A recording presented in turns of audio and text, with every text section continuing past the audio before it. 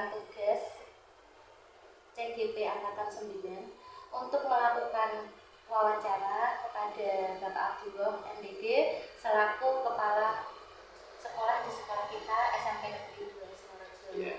Mohon izin waktunya kurang lebih 15 sampai 20 menit. Langsung saya mulai ya. Untuk pertanyaan yang pertama, selama ini bagaimana Pak Dul dapat mengidentifikasi kasus-kasus yang merupakan delima etika ataupun rujukan moral yang terjadi di sekolah kita? Yang pertama, laporan dari orang tua atau masyarakat yang menginginkan kondisi-kondisi tertentu dan situasi-situasi tertentu. Yang kedua, laporan dari Kapolsek atau dari Bapak Ibu. Yang ketiga, kaitan dengan dilema etika atau rujukan moral juga dari rekan-rekan dari pihak-pihak ketiga. Kaitannya dengan apa? Kaitannya dengan mungkin pembelian barang atau pembelian jasa dan lain sebagainya.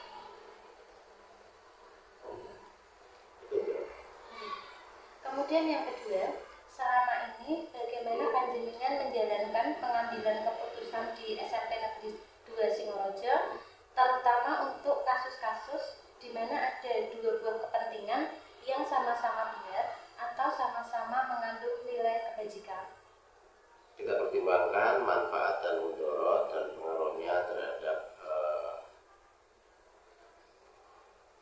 teman-teman di tempat kerja, juga pengaruhnya terhadap lingkungan. Hingga seringkali beberapa hal harus dibuat salah satu keputusan dan itu adalah sebuah keniscayaan. Tapi sebelumnya sudah kita pertimbangkan dengan satu regulasi aturan-aturan yang ada di pendidikan kita. Yang kedua juga saran-saran dari teman-teman kita ada masukan. Dan yang ketiga, pengalaman selama menjadi guru, baik itu sebagai kepala maupun kepala urusan maupun di mana pelajaran maupun yang lainnya, sehingga untuk keputusan-keputusan yang sebagai ini salah satu dari dua yang baik. Ini yang terakhir juga kita pertimbangkan dampak yang terjadi pada semua pihak. Kemudian saya lanjutkan ke pertanyaan berikutnya, Bapak. Langkah-langkah atau prosedur seperti apa yang biasanya panjenengan lakukan selama ini? Yang pertama adalah mengidentifikasi permasalahan, kemudian yang kedua mengumpulkan data, kita olah, kemudian yang ketiga adalah mengolah data tersebut dan berbagai pertimbangan tadi ada regulasi, kemudian ada kebijakan, kebijaksanaan, juga masukan dari beberapa pihak. Nah, kemudian setelah itu baru kita bisa mengambil sebuah kesimpulan. Setelah kita ambil sebuah kesimpulan dengan segala risiko, kaitannya dengan beberapa hal, baru kita membuat satu keputusan. Saya lanjutkan. Kemudian pertanyaan yang nomor 4, hal-hal apa saja yang selama ini panjenengan anggap efektif dalam pengambilan keputusan pada kasus-kasus dilema etika, Bapak?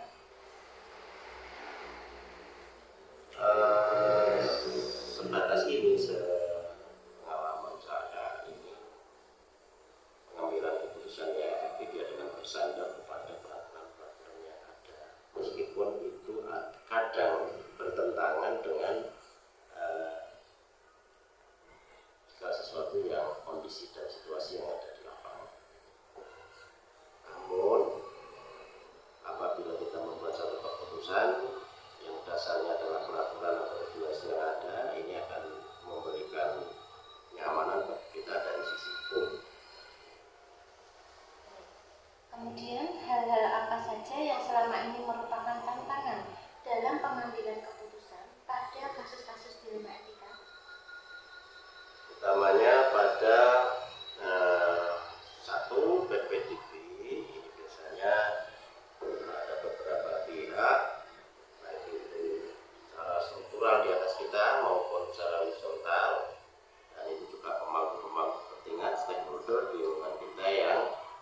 kadang dititipi atau menitipkan anaknya yang ini harusnya tidak memenuhi syarat untuk kita masukkan, tapi beliau minta tolong kepada kita. Namun saya sampaikan bahwa PDB ini normatif. Saya sampaikan persyaratan-persyaratan yang harus beliau penuhi, sehingga sebelum persyaratan itu dipenuhi kami tidak bisa mengambil apa yang menjadi permintaan. Kedua, berkaitannya dengan mutasi siswa yang akan dipindahkan tetapi hanya punya aturan ada dalam lingkup, setidaknya di lingkup wilayah itu kita tidak menerima siswa dari sesama sekolah apalagi yang dari swasta, kecuali dalam hal tertentu, misalnya kebutuhan uang atau orang yang meninggal satu tempat, ini harus kita pertimbangkan. Saya kira itu untuk PPDB dan mutasi siswa ini yang selama ini kadang jadi dilema. Kemudian yang ketiga ada satu lagi dari rekanan, artinya apa? Dari ada penerbit, SM dan sebagainya, ini juga hal yang harus kita akomodir sehingga demi kelancaran dan demi kenyamanan dalam bekerja, kemudian demi alma mater dan sebagainya, dan tetap sisi tidak ada gangguan-gangguan, maka seperti ini juga kita akomodir dengan sangat. Saya lanjutkan Bapak untuk pertanyaan nomor 6.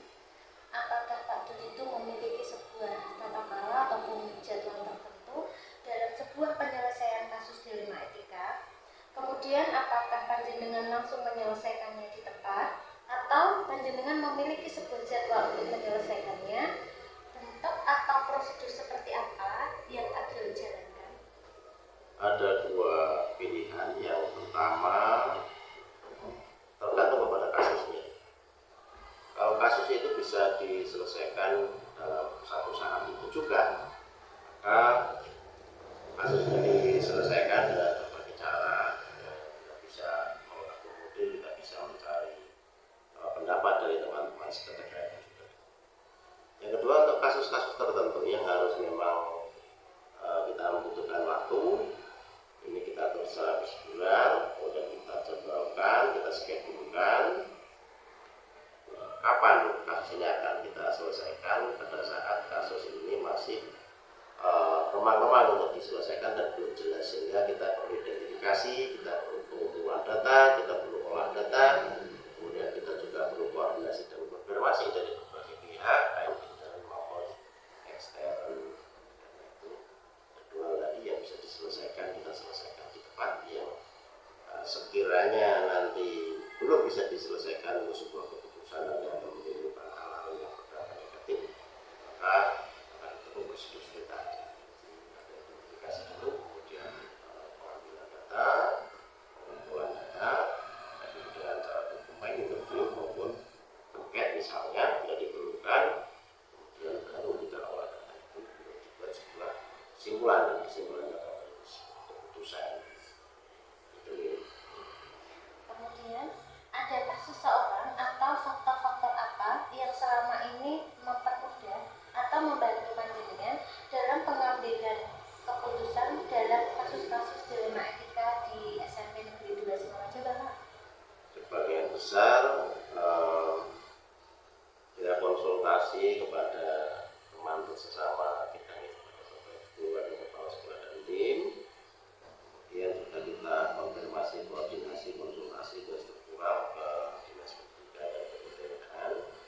Ini pada dasarnya kita normatif untuk membuat satu kebijakan, namun memang ada beberapa personel yang kompeten di bidangnya masing-masing. Untuk hal tertentu ada teman yang kita mintai masukan, yang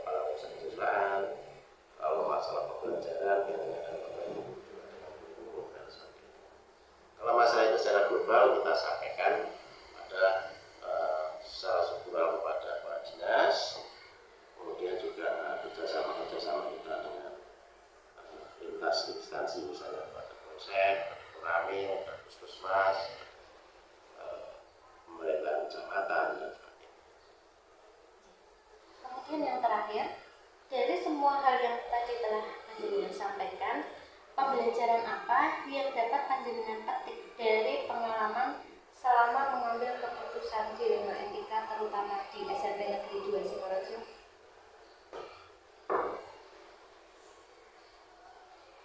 Banyak hal yang kita pelajari, ternyata bahwa dalam kedinasan kita bekerja tidak semuanya sesuai dengan yang kita harapkan dan tidak semua di atas rel regulasi. Namun ada beberapa hal yang kita harus berimprovisasi, berinovasi, kemudian kita berkreasi untuk beberapa hal yang mungkin di situ tidak ada diregulasi, namun itu adalah sebuah keputusan yang harus kita ambil, baik keputusan yang cepat kita ambil maupun yang terschedule. Ini pelajaran yang bisa kita ambil bahwa manajerial kepemimpinan ini memang membutuhkan seni, tidak kaku letteral sesuai dengan regulasi, tapi kita juga mempertimbangkan aspek-aspek kemanusiaan yang lain, aspek sosial, juga aspek-aspek yang dalam kehidupan ini diberlakukan dalam kehidupan lingkungan sekitar kita, sehingga meskipun yang mendasarnya adalah regulasi, namun beberapa hal kaitannya dengan etika juga kita mempertimbangkan hal-hal lain di luar regulasi. Artinya sisi kemanusiaan yang bersifat ada sosial, kemudian ada etika, karakter lingkungan sekitar, kemudian karakter teman-teman kerja dan sebagainya. Jadi hal tersebut memang sangat kompleks. Teman-teman atas waktunya, kemudian atas kesediaannya membantu saya untuk menjawab beberapa pertanyaan terkait dengan tugas demonstrasi kontekstual di pendidikan guru pemberdaya. Sekarang bisa dikatakan Bisa. demikian hasil wawancara saya, calon guru penggerak angkatan 9 dari Kabupaten Kendal di SMP Negeri 2 Singorojo dengan Bapak Kepala Sekolah Abdullah SPD MPD selaku Kepala SMP Negeri 2 Singorojo.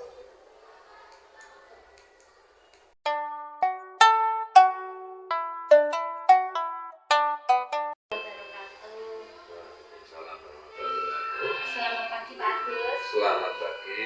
Perkenalkan, saya Bu Anita dari SMP Negeri 2 Singorojo, calon guru penggerak angkatan 9 Kabupaten Kendal, datang ke SMP Negeri 3 Singorojo dalam rangka untuk memenuhi tugas atau kewajiban saya di kegiatan demonstrasi kontekstual, yaitu untuk melakukan wawancara terkait dengan kasus dilema etika di SMP Negeri 3 Singorojo. Mohon izin untuk pertanyaan yang pertama. Selama ini bagaimana Pak Agus sebagai kepala di SMP Negeri 3 Singorojo dapat mengidentifikasi kasus-kasus yang merupakan dilema etika atau rujukan moral? Ya, terima kasih Mbak Anita. Pada dasarnya kami yang ada di SMP 3 Singorojo kaitannya dengan dilema etika atau rujukan moral itu kita tetap ada, karena posisinya kita juga melihat anak didik kita yang dalam hal ini mempunyai beraneka ragam tingkatan sosial yang sebenarnya merupakan PR bagi kita. Ini yang menjadi permasalahan yang ada di sekolah kami. Dalam hal ini kami akan mencoba mengidentifikasi kasus itu melalui pembimbingan siswa, pendekatan siswa yang dilakukan oleh dari guru, baik itu wali kelas, guru mapel maupun guru BK. Demikian. Kedua, selama ini bagaimana Pak Agus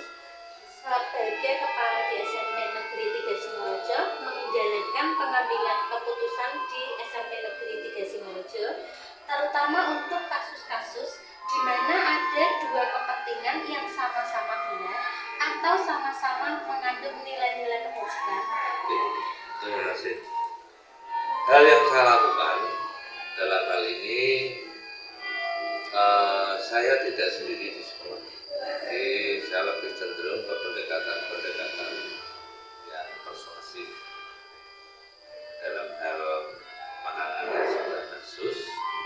Kemudian dalam pengambilan kebijakan, meskipun nanti sudah kita istilahnya sudah kita tentukan kebijakan itu, meskipun saya yakin bahwa sebuah kebijakan itu pasti ada kurang lebih, namun dalam pengambilan keputusan atau sebuah kebijakan itu pasti kita akan melihat hal-hal yang dimana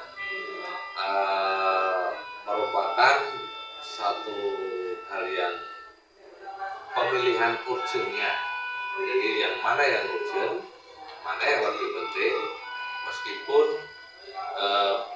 perlu hal-hal yang dimana kita harus mengkaji ulang untuk pengambilan sebuah keputusan itu dalam hal kaitannya dengan sebuah kalau saya mengatakan membandingkan gitu, membandingkan sebuah kasus, kemudian mana yang harus kita ambil kebijakannya, diupayakan yang lebih urgen di situ.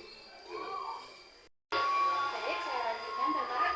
Untuk pertanyaan yang nomor 3, langkah-langkah atau prosedur seperti apa yang biasa Pak Agus lakukan selama ini? Ya, terima kasih. Untuk langkah-langkah dalam penanganan sebuah kasus itu saya pasti pada prinsip melibatkan seluruh perlengkapan yang ada di sekolah ini, yang dalam arti dalam hal ini adalah teman-teman yang ada di sini yang selaku pengambil kebijakan, dari wakil kesiswaan, dari wakil kepala sekolah, itu kita libatkan.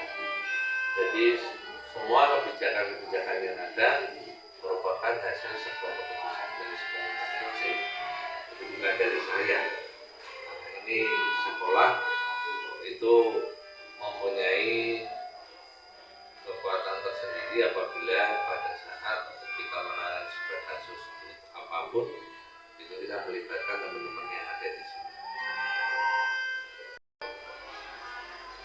Kemudian, hal-hal apa yang selama ini Panjenengan anggap efektif dalam pengambilan keputusan pada kasus-kasus dilema etika, Bapak? Ya. Yang selama ini saya anggap paling efektif dalam kasus dilema etika itu adalah penanganannya dengan langsung koordinasi dengan wali kelas, dengan guru bidang. Kalau berkaitan dengan PPDB itu maka alhamdulillah kalau di SMP 3 Singorojo ini sampai dengan hari ini tidak pernah mengalami kegiatan dilema etika. Permasalahannya kita untuk hal-hal yang berkaitan donasi itu kita tidak berlaku di sini. Kalau kita berlakukan donasi maka kita tidak akan mendapatkan siswa. Itu yang jelas. Jadi untuk dilema etika yang berkaitan dengan PPDB kita tidak ada permasalahan. Hanya saja yang berkaitan dengan dilema etika yang berkaitan mungkin dengan nilai siswa, dengan KKM siswa dan sebagainya. Yang paling efektif adalah kita mencoba secara persuasif dengan Bapak Ibu guru yang ada di sini yang menangani langsung siswa. Kita ajak untuk berkoordinasi dan merembuk bersama untuk sebuah kebaikan bagi anak.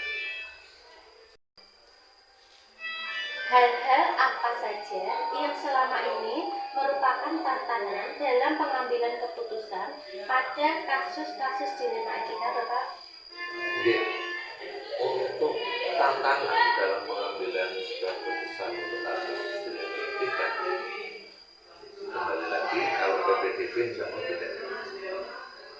Tapi justru malah hal-hal yang berkaitan dengan keseharian di sekolah siswa kita yang terdiri dari berbagai status sosial anak dengan permasalahan rumah yang tidak bisa kita BKT 100%, ini menjadi tata lihat. Maka kita mencoba koordinasi membuat sebuah hubungan yang sinergi dengan Bapak Ibu wali murid. Itu mungkin adalah salah satu upaya kita dalam menghadapi sebuah tantangan itu, sehingga kita bisa mengetahui anak-anak tersebut di rumah seperti apa, di sekolah seperti apa, terus itu menjadi sebuah gambaran di mana nanti pada saat kita akan mengambil sebuah kebijakan dalam menghadapi sebuah tantangan yang saat ini.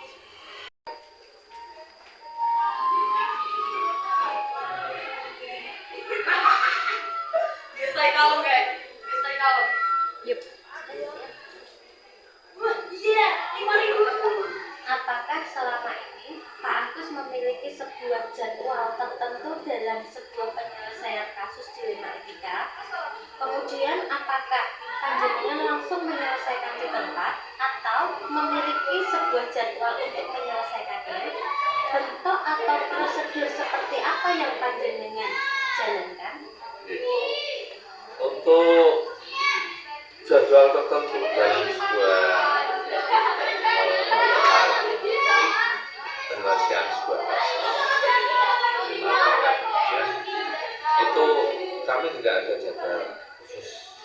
Jadi kita lebih cenderung ke hal-hal yang ada langsung di situ, dan dengan langkah secepatnya kita selesaikan permasalahan. Meskipun dalam hal ini kalau secara prosedurnya itu jelas seperti tadi yang saya sampaikan, bahwasanya kami dalam pengambilan sebuah keputusan itu tidak hanya saya selaku kepala sekolah, tetapi teman-teman kami yang ada di wakil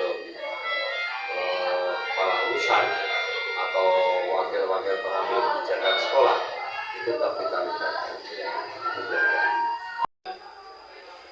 Adakah seseorang atau faktor-faktor apa yang selama ini mempermudah atau membantu Pak Agus dalam pengambilan keputusan dalam kasus-kasus dilema etika?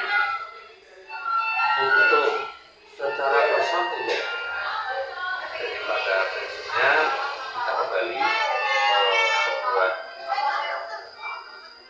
hubungan yang sinergi antara kami yang ada di sekolah dengan kepala urusan, pengambil kebijakan, dengan wali kelas, dengan guru BK. Dalam hal ini berarti semua unsur yang ada kita libatkan. Ini yang menjadi tantangan dari kita.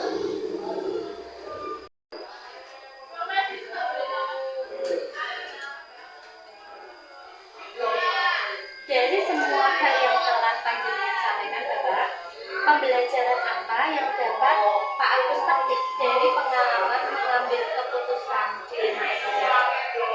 Termasuk dari semua kejadian atau hal yang berkaitan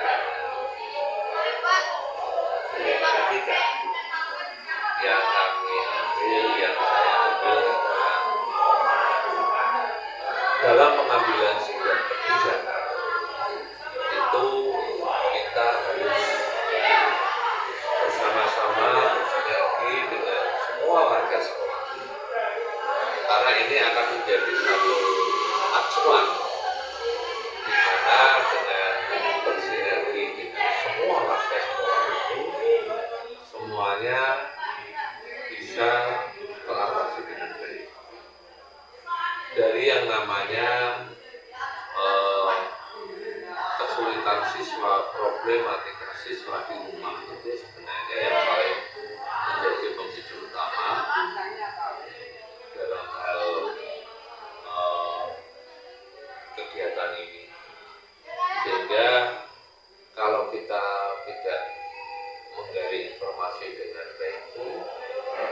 pasti nanti dalam mengambil kebijakannya pasti akan merugikan siswa. Itu yang paling utama.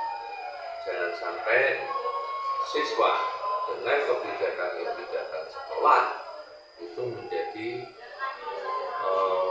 merugi di sana. Apalagi yang berkaitan dengan nilai, berkaitan dengan nanti kelanjutan siswa, outputnya, akhirnya kelanjutan siswa sampai di masa setelah lulus sekolah menengah pertama itu tetap harus menjadi pemikiran sebuah sekolah, dan dalam hal ini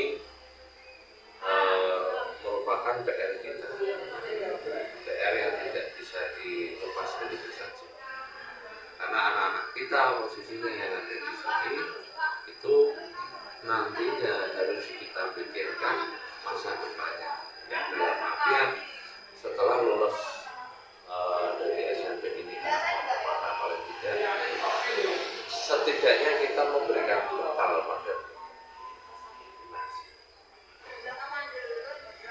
Kades atas waktunya. Demikian tadi hasil dari wawancara